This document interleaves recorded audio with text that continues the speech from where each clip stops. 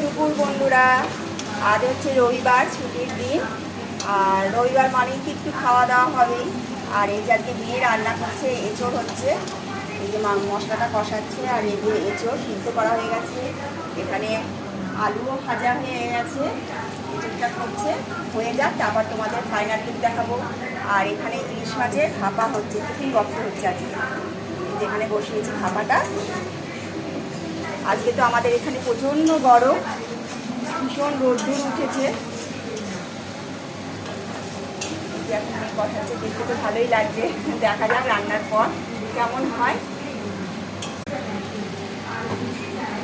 যে এঁচোড়টা কষাচ্ছে মেয়ে, দেখতে খুব সুন্দর লাগছে কালারটা।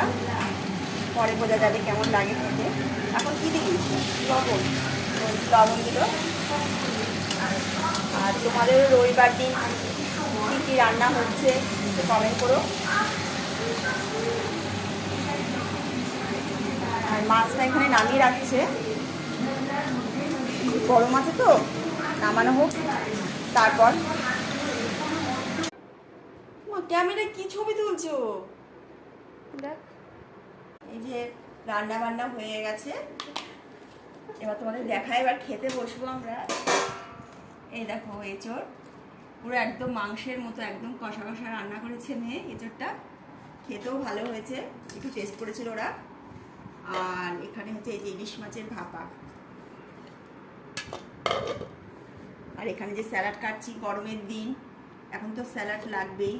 রোজই আমাদের শসা, টমেটো, পেঁয়াজ এগুলো কাটতেই হয়। আর এবার ওদের খেতে দেবো।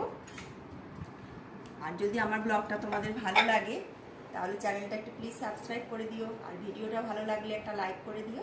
তাহলে খাওয়া দাওয়াটা করে নিই।